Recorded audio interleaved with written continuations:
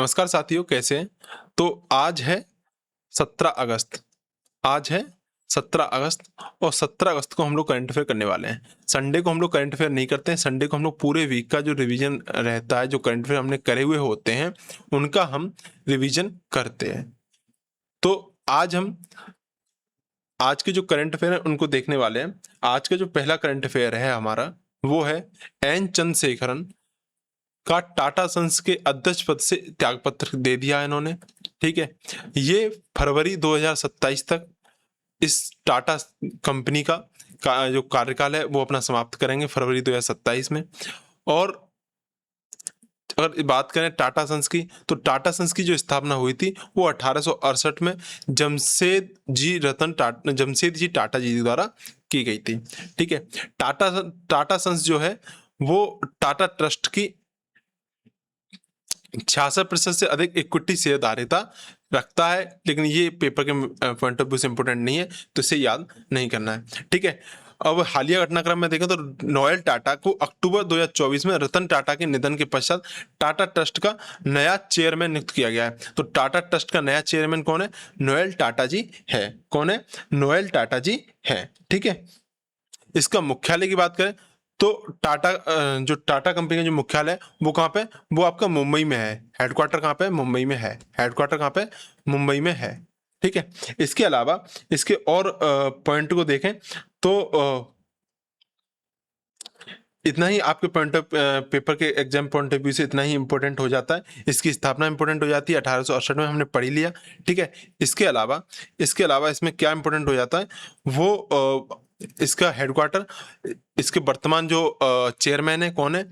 Noel Tata जी हैं। इनसे पहले रतन टाटा जी थे जिनका देहांत 2024 में हो गया था। ठीक है, चलिए आगे देखते हैं। आगे है एशिया का प्रथम desert theme zoological park night safari कहाँ बना है? कौन सा बना है? डीसा का गुजरात बना है। अब देख लेते हैं।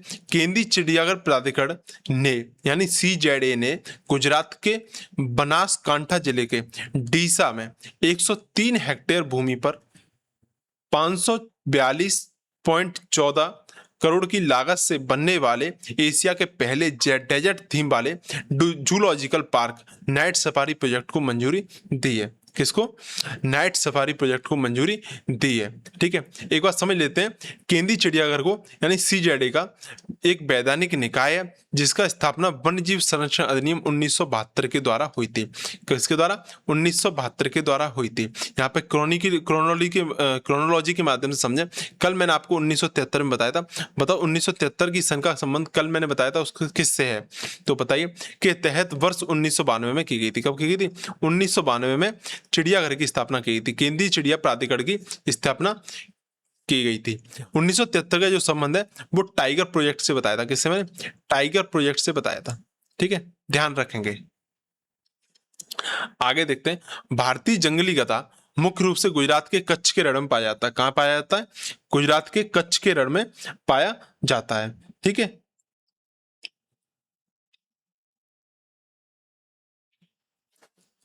इसके अलावा बात करें तो केंद्रीय चिड़ियाघर का जो मुख्यालय है, हेडक्वार्टर है, बताइए कहाँ पे है? इसका जो हेडक्वार्टर है वो दिल्ली में है। कहाँ पे है? वो दिल्ली में है। ठीक है, इसके अलावा इसके जो नोडल मंत्रालय होता है वो नोडल मंत्रालय कौन सा होता है? केंद्रीय पर्यावरण वन एवं जलवायु परिवर्तन मंत्रालय। केंद्रीय पर्यावरण वन एवं जलवायु परिवर्तन मंत्रालय। ठीक है, परिवर्तन मंत्रालय, ये इसका मंत्रालय होता है। अब यहाँ पे जैसे गुजरात की बात हुई है तो गुजरात को एक बात देख लेते हैं। ठीक है, तो गुजरात में एक गिरि राष्ट्रीय उद्यान पाया जाता है। गिरि राष्ट्रीय उद्यान होता है। गिरि राष्ट्रीय उद्यान है। गिरि राष्ट्रीय उद्यान है। ठीक है, गिरि राष्ट्रीय उद्यान किसके लिए फेमस है? तो गिरि राष्ट्रीय उद्यान एशियाई शेरों के लिए फेमस है। किसके लिए? एशियाई शेरों के लिए फेमस है। ठीक है, इसके अलावा और यहाँ से जाने तो इसके अलावा मैंने आपको बता दिया कच्छ का रण जंगली गधा के लिए फेमस है। किसके लिए? कच्छ का रण किसके लिए? जंगली गधा के लिए फेमस है। इसके अलावा यहाँ पे ब्लैक बक राष्ट्रीय उद्यान है। ठीक है, ब्लैक बक राष्ट्रीय उद्यान है जो बेलावदार में स्थित है। कहाँ पे? बेलावदार में स्थित है, जो काले हिरण के लिए फेमस है। कौन सा? ब्लैक बक राष्ट्रीय उद्यान, ठीक है। ये किसके लिए? काले हिरण के लिए फेमस है। आप अगर नोटबुक नहीं ले रखी तो नोटबुक लिख लो, और जो भी चीजें मैं लिखा रहा हूँ वो अपने नोटबुक में लिखते चलो, ठीक है। और इसके अलावा गुजरात से एक चीज और इम्पोर्टेंट है, वो क्या है? वो है यहाँ का मरीन राष्ट्रीय उद्यान। कौन सा? मरीन राष्ट्रीय उद्यान। मरीन राष्ट्रीय उद्यान। मरीन राष्ट्रीय उद्यान कौन सा? यह भारत का पहला राष्ट्रीय समुद्री राष्ट्रीय उद्यान है। भारत का पहला समुद्री राष्ट्रीय उद्यान।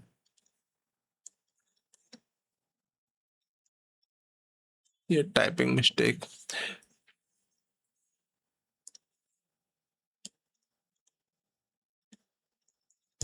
भारत का पहला समुद्री राष्ट्रीय उद्यान है, ठीक है। इसके अलावा बात करें तो यहाँ से क्या है, देखो गुजरात से एक नदी निकलती है, बनास नदी। बनास नदी गुजरात में जाके विलुप्त हो जाती है। तो क्या है, अरावली की पहाड़ियों से कच्छ के रण में विलीन होने वाली लूनी की तरह ये अंतःस्थलीय प्रवाह की हो जाती है। कौन सी? बनास नदी। कौन सी? बनास नदी।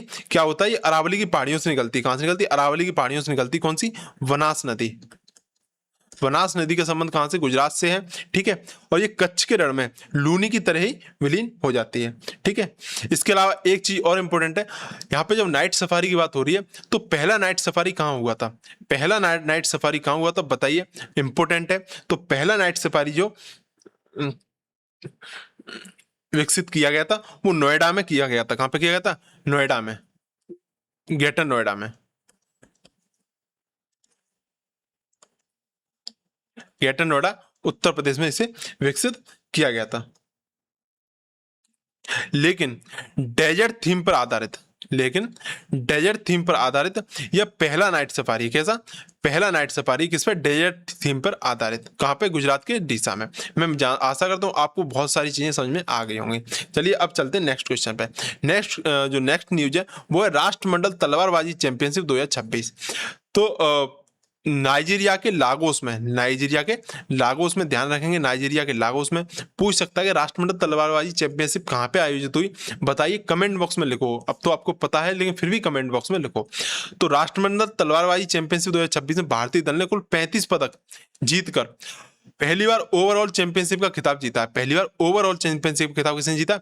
भारत ने जीता। किसका? राष्ट्रमंडल तलवारबाजी चैंपियनशिप का खिताब जीता है। और ऐतिहासिक विल्किंसन स्वॉर्ड ट्रॉफी जीती है। कौन सी? विल्किंसन स्वॉर्ड ट्रॉफी जीती है। काफी गर्व की बात है हमारे लिए। इसके अलावा और बात करें तो अंतरराष्ट्रीय तलवारबाजी महासंघ का मुख्यालय कहाँ पे? लाजेन स्विट्जरलैंड में है। इंपॉर्टेंट हो जाता है क्योंकि हमने इसकी ट्रॉफी जीती है, तो ये न्यूज में बहुत ज्यादा है। इसके अलावा तलवारबाजी के 3 प्रमुख वर्ग शस्त्र प्रयोग किए जाते हैं। कौन से किए जाते हैं? एक होता है फाइल। कौन सा होता है? फाइल। एक एपे और एक सैबर। इनको तीनों को जान लेते हैं विस्तार से। तो फाइल में क्या होता है? फाइल में क्या होता है, यहाँ हल्का हथियार होता है, केवल धड़ पर प्रहार मारना होता है। कैसा होता है? हल्का हल्का हथियार और केवल धड़ पर प्रहार करना होता है। एपे में क्या होता है? एपे में भारी हथियार होता है। कैसा होता है? भारी हथियार होता है। और कहां पे बार होता है इससे? इस पे बार होता है पैर, सिर से लेके पैर तक पूरे शरीर पर प्रहार मारना है। पूरे शरीर पे प्रहार मारना है। इसके अलावा सैबर क्या होता है? तो सैबर को भी जान लो। काटने और घोंपने दोनों के काम आता है सैबर में, ठीक है। कमर से ऊपर का शरीर पर मारने होता है। कहां पे? कमर से ऊपर मारने होता है, ठीक है। कमर से ऊपर मारने होता है और काटने घोंपने दोनों के काम आता है। किसके? काटने घोंपने दोनों के काम में आता है सैबर, ठीक है। ये चीज आपके समझ में आ गई होगी। और भारतीय तलवारबाजी संचालन का शीर्ष संस्था कौन सी है? तो भारतीय तलवारबाजी संचालन की शीर्ष संस्था है वो है भारतीय तलवारबाजी संघ। क्या? भारतीय तलवारबाजी संघ। इसके अलावा अगर बात यहाँ नाइजीरिया की हुई है तो नाइजीरिया को जान लो।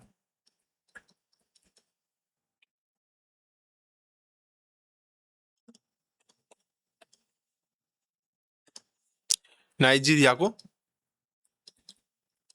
जान लो। नाइजीरिया के अगर राजधानी की बात करें तो नाइजीरिया की राजधानी अबूजा है। नाइजीरिया की राजधानी अबूजा है, ठीक है। इसके अलावा जो यहाँ की मुद्रा है वो है नाइजीरियाई नेरा। मुद्रा क्या है? नाइजीरियाई नेरा। इसके अलावा और यहाँ के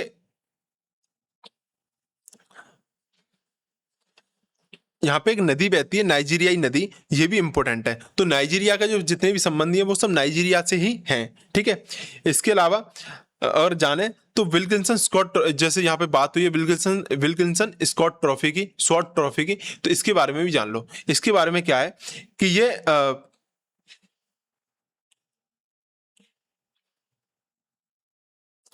यह ट्रॉफी राष्ट्रमंडल तलवारबाजी संघ के द्वारा 1982 से ओवरऑल सर्वश्रेष्ठ प्रदर्शन करने वाले देश को दी जाती है। इस बार किसने जीती? इस बार भारत ने जीती है। कब से शुरू किया गया? 1982 से। कब से शुरू किया गया?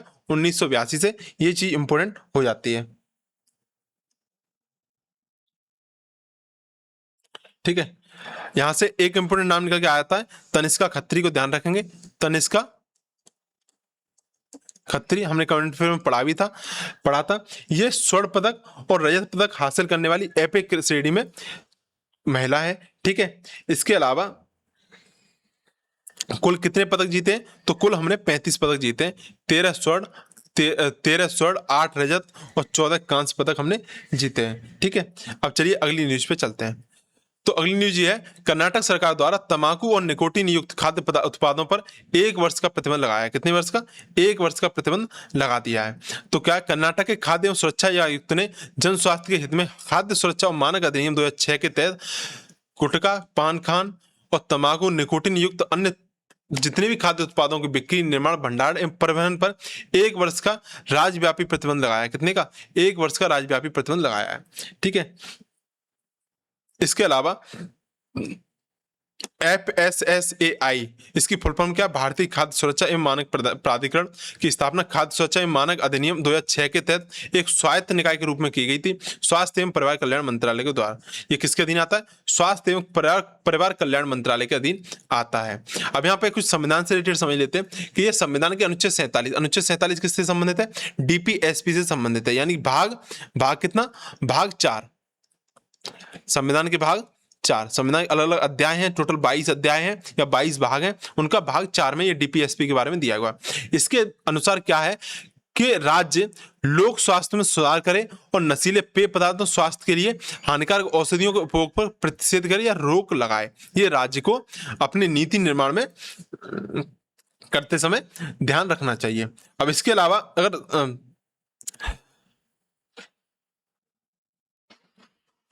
और भी चीजों को समझे तो कर्नाटक को यहाँ पे एक बार देख लेते हैं। कर्नाटक के बारे में अगर जब बात हुई है तो कर्नाटक को समझ लेते हैं। कर्नाटका में क्या है कि यहाँ की जो राजधानी है कर्नाटक की, वो सबको पता है बेंगलुरु है, ठीक है। इसके अलावा जो यहाँ से इंपोर्टेंट हो जाता है वो है मुख्यमंत्री सिद्धारमैया। मुख्यमंत्री सिद्धारमैया।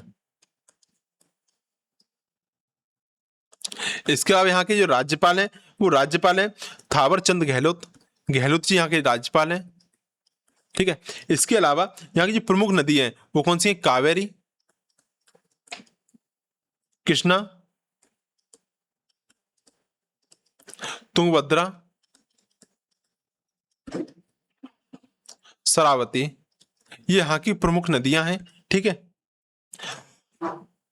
और एक जो जलप्रपात हैं 2, जैसे जोग जलप्रपात और गरसोप्पा जलप्रपात।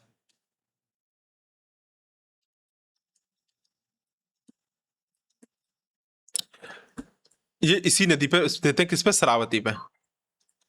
आप सिर्फ मुझे अच्छे सुनते चले, मैं कोई भी ऐसी चीज नहीं छोड़ूंगा जो आपके पेपर के लिए इंपोर्टेंट ना हो, ठीक है।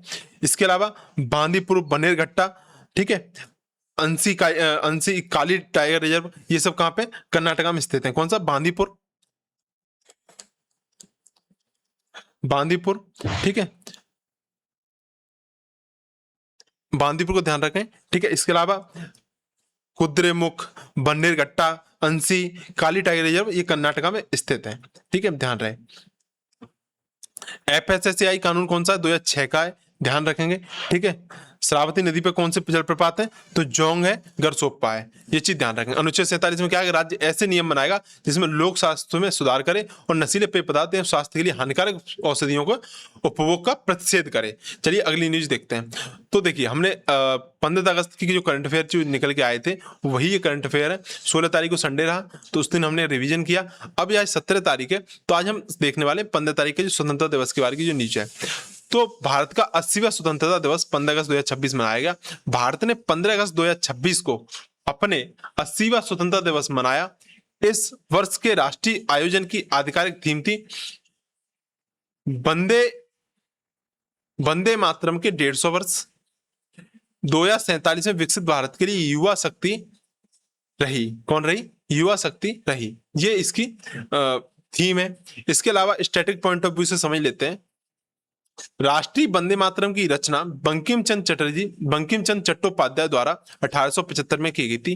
ठीक है, इसके अलावा संस्कृत बंगला भाषा में की गई थी जिसे बाद में उनके प्रसिद्ध उपन्यास आनंद मठ में शामिल किया गया। आनंद मठ को 1882 में शामिल किया गया। वंदे मातरम पहली बार 1896 में भारतीय राष्ट्रीय कांग्रेस के कलकत्ता अधिवेशन में रविंद्रनाथ टैगोर के द्वारा गाया गया था।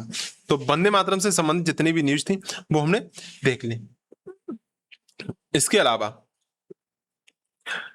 अलावा देखें तो वंदे मातरम को राष्ट्रीय गीत का जो दर्जा दिया गया था वो कब दिया गया, तो वंदे मातरम को राष्ट्रीय गीत का जो दर्जा दिया गया वो 24 जनवरी 1950 को दिया गया। किसको, 24 जनवरी 1950 को क्या दिया गया, राष्ट्रीय गीत। ठीक है, इसके अलावा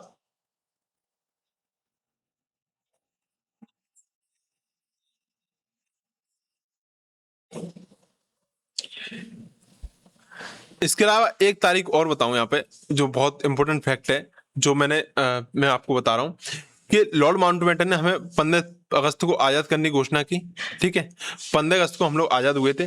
इस दिन ही क्यों जबकि जो इंग्लैंड की जो यूनाइटेड किंगडम के जो राजा थे या जो भी उस समय विशेष पदों पे थे उन्होंने ये घोषणा कर दी थी कि जून 1947 तक हम भारत को आजाद कर देंगे। लेकिन 15 अगस्त ही क्यों, तो 15 अगस्त को क्या हुआ था कि द्वितीय विश्व युद्ध में जापान ने मित्र राष्ट्रों के साथ आत्मसमर्पण किया था। कब, 15 अगस्त 1945 को। तो उसी को फिर से ताजा करने के लिए, उसी याद को फिर से ताजा करने के लिए ऐसा किया गया। चलिए अगला देखते हैं। तो जनगणना 2027 के जातिगत डेटा प्रगणना। ठीक है, तो गृह मंत्रालय द्वारा जारी अधिसूचना के अनुसार जनगणना 2027 के द्वितीय चरण के में कुल 40 प्रश्न पूछे जाएंगे। स्वतंत्र भारत के इतिहास में पहली बार अनुसूचित जाति व अनुसूचित जनजाति के अलावा सभी जातियों का डेटा एकत्रित किया जाएगा। ठीक है, तो पूछ सकता कितने प्रश्न पूछे जाएंगे, तो 40 प्रश्न पूछे जाएंगे जाति जनगणना के संबंध में। अब देखो, भारतीय संविधान की 7वीं अनुसूची के तहत जनगणना संघ सूची का विषय है। किसका, संघ सूची का विषय है, ये याद रखेंगे।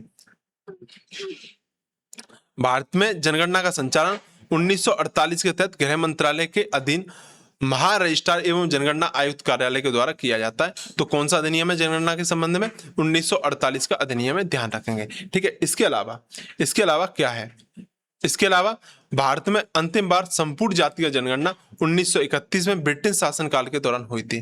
कब हुई थी, 1931 में ब्रिटिश शासनकाल के दौरान हुई थी। ठीक है, इसके बाद देखें तो पहली बार जनगणना कब हुई थी, तो पहली बार जनगणना जो हुई थी वो 1872 में लॉर्ड मेयो के काल में हुई थी। किसके, लॉर्ड मेयो के काल में हुई थी। इसके अलावा 1881 में लॉर्ड रिपन के काल में नियमित रूप से जनगणना का प्रारंभ हुआ। किससे, नियमित रूप से जनगणना का प्रारंभ हुआ। ठीक है, चलिए जान लेते हैं अगली न्यूज है। भारतीय रेलवे बोर्ड द्वारा 7 नई अमृत भारत एक्सप्रेस ट्रेनों की स्वीकृति दी गई है। तो इसमें क्या है, रेलवे बोर्ड ने लंबी दूरी अंतरराज्यीय रेल कनेक्टिविटी की सुदृढ़ करने के लिए 7 नई साप्ताहिक अमृत भारत एक्सप्रेस 7 नई अमृत भारत एक्सप्रेस सेवाओं को मंजूरी दी है, जिनमें गोरखपुर, दिल्ली, बांदा, धनबाद, कोयम्बटूर, चर्रापल्ली, गोरखपुर, प्रयागराज एलटीटी, प्रयागराज उधना और सुबेदारगंज एलटीटी मार्ग शामिल हैं। ये इतने इंपॉर्टेंट नहीं है। अमृत भारत एक्सप्रेस गैर वातानुकूलित नॉन एसी श्रेणी की पुश पुल तकनीक आधारित प्रीमियम ट्रेन है, जिसके आगे और पीछे दोनों तरफ WAP5 लोकोमोटिव लगे होते हैं। ये इतना इंपोर्टेंट नहीं है। देश में पहली अमृत भारत ट्रेन का उद्घाटन 30 दिसंबर 2023 को आनंद विहार दिल्ली से दरभंगा के बीच हुआ था। कहाँ हुआ था? दिल्ली से दरभंगा के बीच हुआ था। ठीक है, अब यहाँ ट्रेन की बात आई है तो पहली रेलगाड़ी कब चलाई गई थी? पहली रेलगाड़ी कब चलाई गई थी? 1953 में। कब? 1953, 16 अप्रैल। क्या आपको पता था? नहीं पता तो याद कर लो। ठीक है, कहां से? बंबई से ठाणे के बीच। कहां पे? बंबई से ठाणे के बीच। इसके अलावा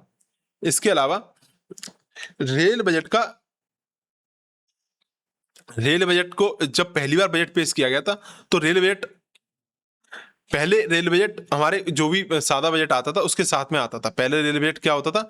जो सादा बजट आता था उसके साथ में आता था। एक बार इसकी क्रोनोलॉजी समझ लेते हैं यहाँ पे।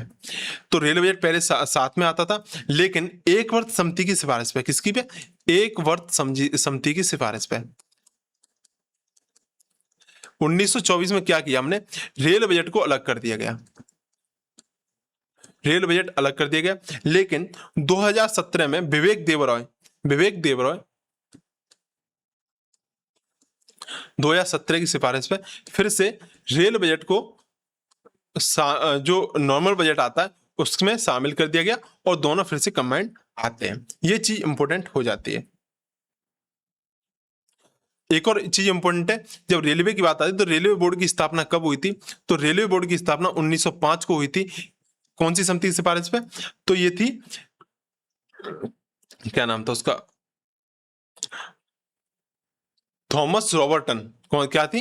थॉमस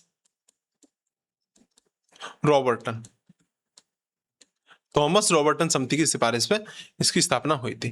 चलिए आगे देखते हैं।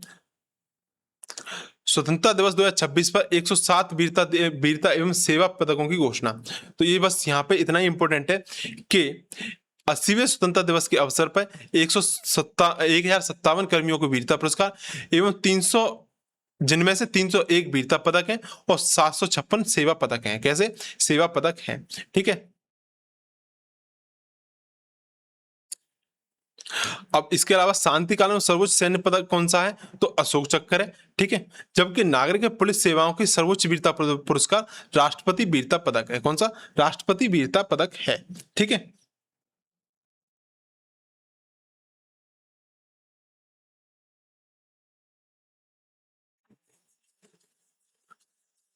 एवं इसके अलावा अगर युद्ध काल में बात करें, युद्ध काल में सर्वोच्च जो पुरस्कार है वो क्या है? तो युद्ध काल में जो सर्वोच्च वीरता पुरस्कार है वो क्या है? परमवीर चक्र। ये इसका सर्वोच्च पुरस्कार है। ठीक है, इसके अलावा शांतिकालीन अशोक चक्र है, ये पता ही आपको। नागरिक एवं पुलिस सेवाओं के लिए राष्ट्रपति वीरता पदक है। ठीक है, चलिए आगे देखते हैं। उत्तर प्रदेश के पारीछा वियर को विश्व विरासत सिंचाई संरचना का दर्जा दिया गया है। तो उत्तर प्रदेश के झांसी जिले में बेतवा नदी पर निर्मित 140 वर्ष पुराने पारीछा वियर को international commission on irrigation and drainage द्वारा विश्व विरासत सिंचाई संरचना घोषित किया गया है। क्या? विश्व विरासत सिंचाई संरचना घोषित किया गया है। संबंध बात करें तो बेतवा नदी मध्य प्रदेश के रायसेन जिले के कुमरा गांव से निकलती है। कहां से निकलती है? मध्य प्रदेश के रायसेन जिले के कुमरा गांव या विंध्याचल श्रेणी से निकलती है और उत्तर प्रदेश के हमीरपुर के पास यमुना नदी में मिल जाती है। इसके अलावा झांसी स्थित सुखवा दुखवा बांध को वर्ष 2022 में WHIS का दर्जा प्रदान किया गया। किसका? विश्व विरासत सिंचाई संरचना का दर्जा प्रदान किया गया। परीक्षा इस सूची में शामिल होने वाला झांसी का दूसरा संरचना, झांसी की दूसरी संरचना है। इससे पहले क्या, सुकवा दुकवा बांध, तो सुकवा दुकवा बांध भी इंपोर्टेंट हो जाता है यूपी के एग्जाम के लिए। ठीक है, इसके अलावा देखें तो आईसीआईडी यानी कि इंटरनेशनल कमीशन और ऑन इरिगेशन एंड ड्रेनेज का जो मुख्यालय वो कहाँ है, नई दिल्ली में स्थित है। कहाँ पे, नई दिल्ली में स्थित है। ठीक है, तो अब बेतवा नदी के बारे में समझ गए। इसके अलावा केन बेतवा लिंक परियोजना है, भारत की पहली अंतरजलीय जल हस्तांतरण परियोजना है जो बुंदेलखंड को सूखे से निपटने के लिए हमने बनाई गई थी। कौन सी, केन बेतवा परियोजना। तो यहाँ के लिए, ये बुंदेलखंड के लिए बनाई गई थी, बुंदेलखंड के लिए बनाई गई थी। ठीक है,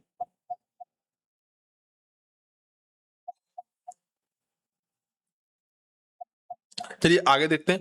आगे है गौतम रंजन यूके के प्रधानमंत्री के एक्सपर्ट एडवाइजर नियुक्त किए गए हैं। तो भारतीय मूल के पूर्व बीबीसी रणनीतिकार गौतम रंगराजन को ब्रिटेन की प्रधानमंत्री एंडी बर्नहम द्वारा 10 डाउनिंग स्ट्रीट में संरचना एवं प्रक्रिया विषय पर विशेष सलाहकार नियुक्त किया गया है। 10 डाउनिंग स्ट्रीट लंदन में यूनाइटेड किंगडम के प्रधानमंत्री का आधिकारिक निवास और कार्यस्थल है। तो 10 डाउन स्ट्रीट को ध्यान रखेंगे। 10 डाउन स्ट्रीट क्या है, यूनाइटेड किंगडम के प्रधानमंत्री और आधिकारिक निवास और कार्यस्थल है।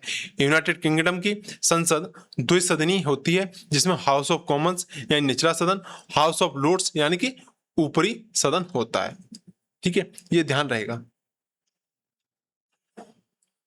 अब इसमें जब भारतीय मूल के व्यक्तियों की बात आई है तो कुछ एक लोग और हैं, जैसे अजय बग्गा जी। तो बताइए अजय बग्गा जी का संबंध किससे है, अजय बग्गा जी का संबंध किससे है, ऋषि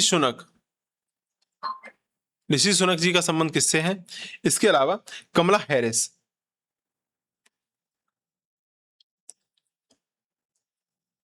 तो अजय बग्गा जी हैं, ये अध्यक्ष हैं विश्व बैंक के, वर्ल्ड बैंक के अध्यक्ष हैं। ठीक है, सुनक जी कौन है, सुनक जी पूर्व पीएम है। ठीक है, एक्स पीएम है, कहां के, ब्रिटेन के। इसके अलावा कमला हैरिस एक्स उपराष्ट्रपति हैं, यानी वाइस प्रेसिडेंट है, कहां की, अमेरिका के। ठीक है, ध्यान रहेगा। तो यहां किसको ध्यान रखेंगे, गौतम रंगराजन को ध्यान रखेंगे, यूके के प्रधानमंत्री के एक्सपर्ट एडवाइजर नियुक्त किया गया है। ठीक है, भारत की पहली व्यावसायिक रूप से ब्रांडेड ट्रेन स्प्राइट तेजस एक्सप्रेस कौन बनी है, ब्रांडेड ट्रेन कौन सी बनी है व्यावसायिक रूप से, स्प्राइट तेजस एक्सप्रेस ट्रेन। तो इसका संबंध क्या है, तो ये IRTCT द्वारा संचालित लखनऊ से दिल्ली तेजस एक्सप्रेस ट्रेन संख्या 82,501 82,502 के ब्रांडिंग अधिकार कोका कोला को सौंपे जाने के बाद यह ट्रेन भारत की पहली आधिकारिक व्यावसायिक रूप से नामांकित ट्रेन बन गई है, जिसका स्टेशन उद्घोषणा नाम स्प्राइट तेजस एक्सप्रेस रखा गया है। क्या, स्प्राइट, ये वही स्प्राइट है जो आपकी कोल्ड ड्रिंक आती है। ठीक है, ये वही स्प्राइट है। ठीक है, इसकी पेरेंट कंपनी कौन सी है, कोका कोला है। कौन सी है, कोका कोला है। IRTCT की बात करें तो 27 सितंबर 1999 को हुई थी। इसकी स्थापना कब हुई थी, 27 सितंबर 1999 को हुई थी। रेलवे बोर्ड की स्थापना कब हुई थी और कौन सी समिति की सिफारिश पर हुई थी, आप मुझे कमेंट बॉक्स में बताओ। ठीक, आप मुझे कमेंट बॉक्स में बताओ। 2019 में लखनऊ से दिल्ली के बीच तेजस एक्सप्रेस भारत की पहली कॉर्पोरेट ट्रेन सेवा थी। कौन सी, पहली कॉर्पोरेट ट्रेन सेवा थी। कौन सी, कॉर्पोरेट ट्रेन सेवा थी, गैर पारंपरिक थी। चलिए आगे समझते हैं। इंडिया कोड पोर्टल का पुनरुद्धार एवं AI सहायता प्राप्त बहुभाषी पहुंच। तो इसको एक बार समझ लेते हैं क्या है इसका मतलब। तो केंद्रीय कानून एवं न्याय मंत्रालय ने इंडिया कोड पोर्टल का एक नया संस्करण लॉन्च किया है। किसका, इंडिया कोड पोर्टल का एक नया संस्करण लॉन्च किया, यानी पुनरुद्धार किया है। क्या, पुनरुद्धार किया यानी अपडेट किया है। क्या किया, अपडेट किया है। इसके माध्यम से होगा क्या, इसके माध्यम से 8वीं अनुसूची की जो सभी 22 भाषाएं हैं उनको विधायी रूप से, जो 22 भाषाओं में विधायी पहुंच शामिल की गई, यानी कि इनको क्या किया जाएगा, AI के माध्यम से इन भाषाओं को एक दूसरे में ट्रांसलेट किया जाएगा। क्या किया जाएगा, एक दूसरे में ट्रांसलेट किया जा सकेगा, यानी कि आसानी से किसी चीज को खोजा जा सके, आसानी से किसी चीज को समझा जा सके। इसके लिए क्या किया है, इंडिया अकाउंट पोर्टल में 22 भाषाओं को AI सहायता देने की बात कही गई है। अब बात करें तो संविधान में सबसे मूल संविधान में कितनी भाषाएं थी, तो मूल संविधान में 14 भाषाएं थी। कितनी भाषाएं थी, 14 भाषाएं थी। 21वें संविधान संशोधन 1967 के द्वारा सिंधी को जोड़ा गया। 71वें संविधान संशोधन द्वारा कोकड़ी, मणिपुरी, नेपाली यानी नमक को जोड़ा गया। किसको, नमक को जोड़ा गया। ठीक है, इसके अलावा 2003 92वें संविधान संशोधन 2003 के द्वारा बोडो, डोंगरी, मैथिली, संताली, किसको, बोडो, डोंगरी, मैथिली, संताली यानी कि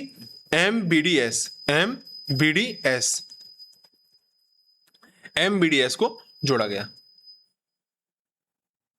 चलिए आगे देख लेते हैं, आगे क्या है। आगे है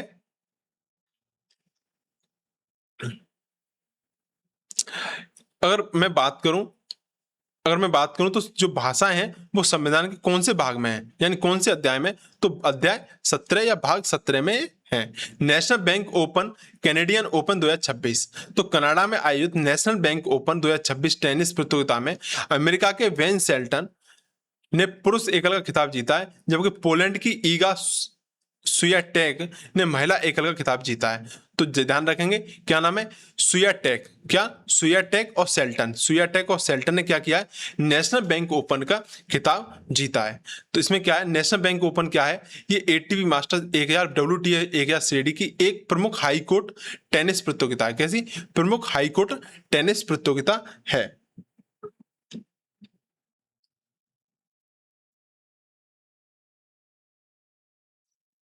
ठीक है, इसके अलावा देख लेते हैं, देखो टेनिस के कुछ 4 ग्रैंड स्लैम होते हैं। कौन कौन से होते हैं, एक होता है ऑस्ट्रेलियाई,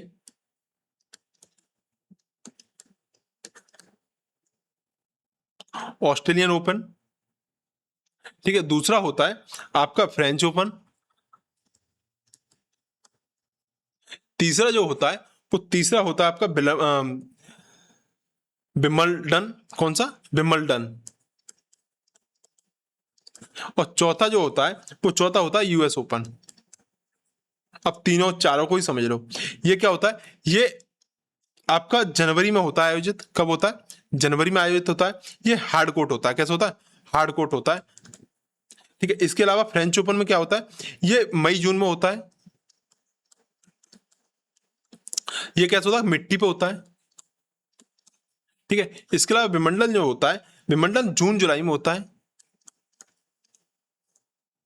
ठीक है, ये क्या, घास का कोर्ट है। क्या है, घास का कोर्ट है, घास का कोर्ट है। इसके अलावा जो आपका US ओपन होता है वो अभी अगस्त सितंबर में आपका चल रहा है, ये हार्ड कोर्ट है।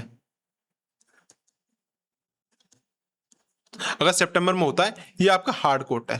तो पहले हार्ड है, फिर मिट्टी होगी, फिर उस पर घास जमा दी। हार्ड को तोड़ के मिट्टी कर दिया, मिट्टी के ऊपर क्या है, घास जमा दी, और घास फिर से कैसी कर दिया, फिर से उसे हार्ड कर दिया। यही साइकिल चलता रहता है। ठीक है, इसके अलावा इसकी जो कब कब होते हैं ये ध्यान कर लो। इसके अलावा एक चीज होता है, विंबलडन जो है ये सबसे पुराना है। सबसे पहले क्या है, ये सबसे पुराना है। ये 1877 से ग्रैंड स्लैम है, इसका सबसे पुराना ग्रैंड स्लैम है। ठीक है, और इसके अलावा बात करें तो जो सुयाटेक हैं, ये जो सुयाटेक हैं आपकी, ठीक है, ये जो सुयाटेक हैं जो हमने अभी पढ़ी है यहाँ पे, सुयाटेक, ये सबसे ज्यादा ग्रैंड स्लैम जीतने वाला खिताब, इन्होंने 5 ग्रैंड स्लैम खिताब जीते हैं। कितने, पोलैंड की स्टार हैं ये, और इन्होंने 5 ग्रैंड स्लैम खिताब जीते हैं। ठीक है, तो यहाँ पे आज के करंट अफेयर खत्म होते हैं। मैं आशा करता हूँ आपको काफी बढ़िया सेशन लगा होगा। MCQ सेशन को अभी मैं नहीं करा रहा हूँ, MCQ सेशन में वीकली कराऊंगा, क्योंकि काफी लंबा सेशन हो जाता है, फिर आपको भी इन चीजों में बोरियत लगती है। तो यहीं तक रखते हैं। बाकी अगर आप कहेंगे कमेंट बॉक्स में तो MCQ सेशन भी मैं शुरू करा दूंगा। आप कमेंट में मुझे वैसा वैसा बता देना। ठीक है, चलो सर यहीं तक रखते हैं।